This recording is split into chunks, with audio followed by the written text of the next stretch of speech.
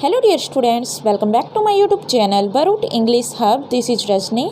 Dear students, आज के इस लेक्चर में हम डिस्कस करेंगे फोनेटिक ट्रांसक्रिप्शन के लास्ट पार्ट को। तो देखिए, इससे पहले हमने 4 क्लासेस की है फोनेटिक ट्रांसक्रिप्शन से रिलेटेड, जो आपकी कंप्लीट बुक से अलग अलग साउंड्स है, उनसे बनने वाले जितने भी वर्ड्स हैं वो हमने अलग अलग लेक्चर्स में डिस्कस किए हैं।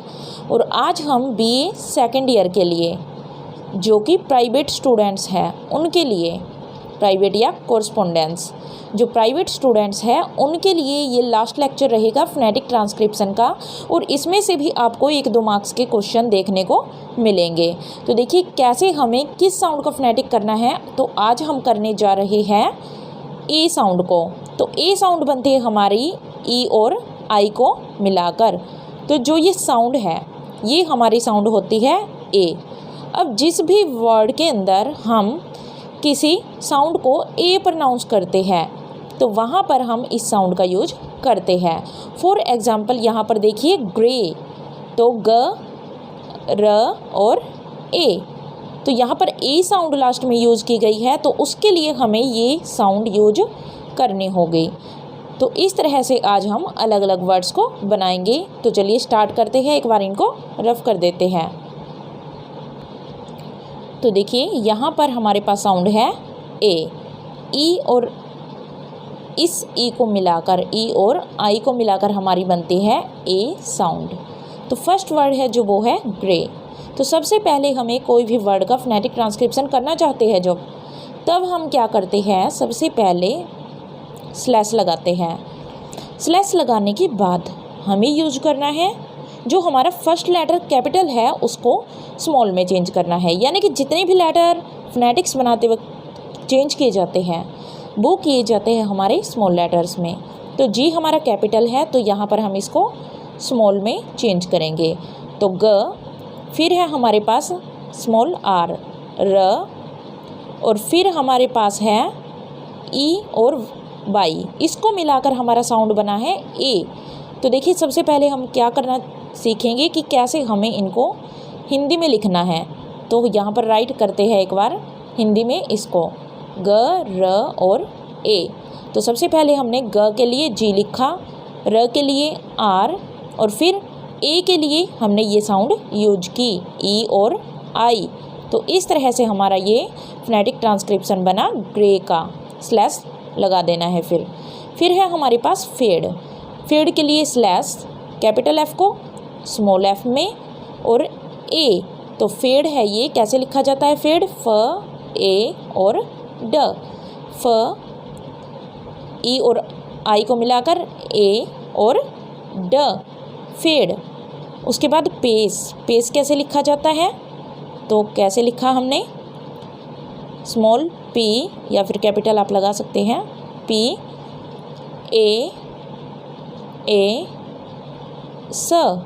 अब स है जो, उसके लिए हम क्या लगाते हैं, जब सी है, जब कै की साउंड देगा, यानी कि यहाँ पर अगर पेक होता तो हम के लगाते, पर यहाँ पर साउंड हमारी क्या है, पेस। स की साउंड है तो हमने क्या लगाया, स्मॉल एस, पेस। उसके बाद है हमारे पास रेन। तो देखिए एक होता है RAIN और एक होता है ये वाला रेन। इनके दोनों के मीनिंग डिफरेंट होते हैं, पर इनकी फोनेटिक्स क्या रहेगी, सेम रहेगी। तो रेन का कैसे किया हमने, स्लैश, कैपिटल आर को स्मॉल आर में, और फिर ई और ए, ई और आई को मिलाकर क्या बना, ए। और फिर हमारे पास है न, र ए न, रेन। उसके बाद है हमारे पास रेज। 5th वर्ड है रेज। अब जो ये रेज वर्ड है इसको भी राइट कर लेते हैं हम, र ए ज। अब इसको कैसे लिखना है, स्मॉल आर, स्लैश लगाकर स्मॉल आर, फिर ए, फिर ज। अब ये एस है, जब ये से की साउंड देगा तो हमें क्या यूज करना है, एस के लिए एस ही यूज करना है। पर यहाँ पर जो साउंड है रेज के अंदर, तो हमने इसके लिए ज का यूज किया है, तो इसके लिए हमें क्या लगाना है, जेड। यानी जब एस ज की साउंड देगा तो वहाँ पर हमें जेड का यूज करना है और स्लैश बंद कर देना है। उसके बाद हमारे पास है डेल्ज। तो क्या है ये? सिक्स्थ वर्ड है हमारा डेल्ज। तो डेल्ज के लिए स्लैश स्मॉल डी ए ल और जेड, डेल्ज। तो आपको क्या करना है, जब भी आप कोई वर्ड फोनेटिक ट्रांसक्रिप्ट करते हो, यानी कि फोनेटिक ट्रांसक्रिप्शन करते हैं जब इनका, तो हमें क्या करना है, साथ के साथ उसे बोलते जाना है और राइट करते जाना है। जैसे जैसे हम इनको बोलते जाएंगे हमारी अच्छी प्रैक्टिस होती जाएगी। फिर है हमारे पास फेंट। सेवन्थ वर्ड है हमारे पास फेंट। एक बार इन सबको रफ कर देते हैं। अब देखिए सेवन्थ वर्ड है हमारे पास फेंट। तो फेंट को कैसे राइट करेंगे? स्लैश कैपिटल एफ को स्मॉल एफ में चेंज किया और फिर ए, तो कैसे लिखा हमने? फेंट है ये, फेंट, फ ए और ट, फ ए ट, और बीच में न भी है यहाँ पर, फेंट। तो फ के लिए स्मॉल एफ और फिर ए के लिए हमने लगाया ई और आई साउंड को, ए बन गया ये हमारा, और फिर है न और फिर ट, फेंट। उसके बाद है हमारे पास शेक। एट्थ वर्ड है शेक। शेक के लिए हमें क्या करना है, जब हमारे पास एस और एच एक साथ होते हैं तब हम क्या लगाते हैं? श की साउंड। अब ये श है जो वो कैसे लिखा जाता है? श, और फिर एक, ए की साउंड कैसे लिखा हमने? श ए क, शेक, श ए और फिर क, शेक। उसके बाद है स्टेट। स्टेट के लिए स्मॉल एस, फिर ट ए और ट, स्टेट। उसके बाद है हमारे पास नेचर। टेंथ वर्ड है नेचर। स्लैश स्मॉल एन और ए, नेचर, नेचर, न ए च र, न ए च कैसे लिखा जाता है? टी डालकर श, तो इसको मिलाकर बन जाता है च, नेचर, नेचर। अब अ है जो लास्ट में, अ की साउंड हमें सुनाई दे रही है र से पहले, तो उसको हम लिखेंगे यहाँ पर सबा के रूप में, क्योंकि जब मामूली सी साउंड आती है अ की तो हम सबा यूज करते हैं। और जो ये र बचा है जो हमारा साइलेंट है, उसको हम क्या लिखेंगे? उसको हम यहाँ पर ब्रैकेट में लिख देंगे, ये दिखाने के लिए कि हाँ हमारे वर्ड के अंदर आर भी यूज हुआ है। उसके बाद है पेगन। तो ये पैगन नहीं होता, ये होता है पेगन। तो पेगन के लिए हमने क्या किया? स्लैश स्मॉल पी ए ग के लिए हमने लगाया जी और फिर न, पेगन। उसके बाद हमारे पास नेक्स्ट वर्ड है मेडन। ट्वेल्थ वर्ड है मेडन। अब मेडन के लिए हमने क्या किया? स्लैश स्मॉल एम ए, ई और आई को मिलाकर ए और ड और फिर न, मेडन। फिर है हमारे पास प्लेनली। प्लेनली, प ल ए न ल और ई, प्लेनली। नेक्स्ट वर्ड है हमारे पास ब्लेजिंग। ये हमारा वर्ड है जो 14th, ये क्या है हमारा? ब्लेजिंग। इसके लिए स्लैश कैपिटल बी को स्मॉल बी में, फिर ल और फिर ए ई और आई को मिलाकर ए, फिर है जिंग। जेड के लिए जेड ही लिखा जाता है और फिर बचा इंग, जेड। और उसके बाद हमने क्या लगाया? एन और जी को एक साथ जोड़ दिया। पर इससे पहले हमारे पास आई भी है, ब्लेज, आई लगाया, ब्ले, ब ल ए ज ई और एन और जी को हमने एक साथ जोड़ दिया, अंग साउंड बनी हमारी ब्लेजिंग। उसके बाद है जो नेक्स्ट साउंड हमारी फ्रेल्टी। ये क्या है हमारा? फ्रेल्टी। कौन सा वर्ड है? 15th। तो हमने क्या किया? स्मॉल एफ, फ र ए ल ट ई, फ्रेल्टी। तो ऐसे लिखते जाइए और साथ में बोलते जाइए। उसके बाद है हमारे पास रेप्यूटेशन। ये क्या होता है? देखिए एक एक वर्ड बनाइए। रेप्यूटेशन।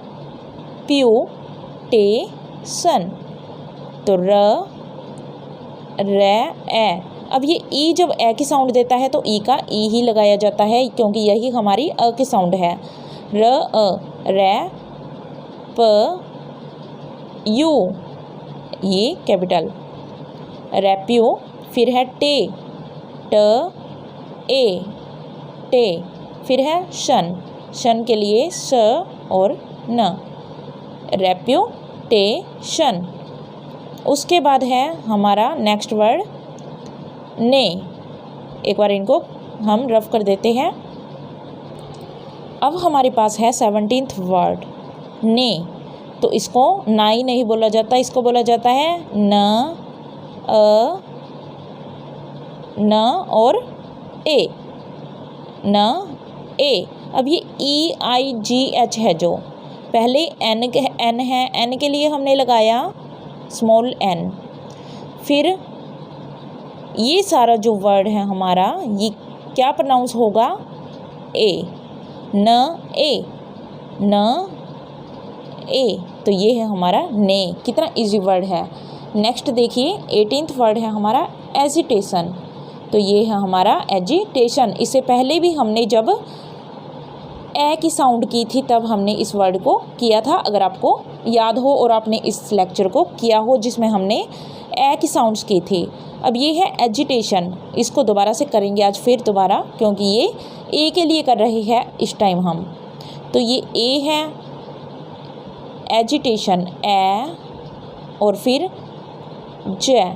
जब जी साउंड है, जब ये ज की साउंड देगा तो हमें क्या यूज करना है, डी और जी वाली साउंड का, यानी कि डी और ज। तो एजिटेशन, ए ज ई, एजी ट ए, टे और फिर शन, एजिटेशन। उसके बाद है हमारा नेक्स्ट वर्ड स्ट्रेंजर्स, स्ट्रेंजर्स। तो यहाँ देखिए जो ये स्ट्रेंजर है, एस जो होता है जब इन वर्ड्स के साथ लगा होता है इसका कोई रोल नहीं होता। तो स्ट्रेंजर्स के लिए हमने क्या करना है, स्लैश लगाया, स्मॉल एस, ट स ट रे, रे के लिए र ई आई, र ए, स ट र ए और फिर न और फिर ज। अब जी है जो, जब ये जे की साउंड देता है तो यही एजिटेशन वाली साउंड लगेगी हमारी, डी और 3 वाली, स ट र ए न ज, स्ट्रेंजर, स्ट्रेंजर, स्ट्रेंजर। अब ये लास्ट में जो ए की साउंड आती है उसके लिए सबा लगाया, और आर हमारे पास है एस से पहले और आर साइलेंट है, तो इसको हम कहाँ दिखाएंगे, ब्रैकेट में, कि आर भी है इस वर्ड के अंदर, स्ट्रेंजर, स्ट्रेंजर और स्लैश बंद। उसके बाद जो हमारा वर्ड है वो है प्रोफेन। जो हमारा नेक्स्ट वर्ड है वो क्या रहेगा, 20th, प्रोफेन। प्रोफेन बोला जाता है इसको। तो सबसे पहले स्लैश प र अ, प्र फ ए और न, प र अ प्र फ ए न, प्रोफेन। लास्ट वर्ड है हमारे पास वो है हमारा मेडिटेशन। तो मेडिटेशन कैसे लिखते हैं इसको भी करवा ही देती हूँ, लास्ट है। तो सबसे पहले हमने लगाया स्लैश मेडिटेशन, म ए म अ, मैडी है ये, म अ ड ई, मेडिटेशन, ट और फिर ए श और न, मेडिटेशन। तो ये है हमारे कंप्लीट 21 वर्ड्स, और इनमें से आपको, अगर आपने अच्छे से समझे हैं तो यहाँ से हमें 2 या 3 मार्क्स के देखने को मिल सकते हैं, क्योंकि आपके 5 मार्क्स के आते हैं और आपको 8 to 10 देकर पूछ लिया जाता है, यानी आपके पास 8 या 10 वर्ड्स दे दिए जाते हैं जिनमें से आपको सिर्फ 5 करने होते हैं। और अगर आपने ये अलग अलग साउंड्स के लेक्चर किए हैं तो डेफिनेटली वहाँ से आपको ये वर्ड्स देखने को मिल जाएंगे और आप उनमें से चूज भी कर सकते हैं। तो आई होप आपको ये क्लियरली समझ आया होगा। अगर आपको लेक्चर अच्छा लगा हो तो चैनल को लाइक, सब्सक्राइब एंड शेयर ज़रूर कीजिएगा। Thank you.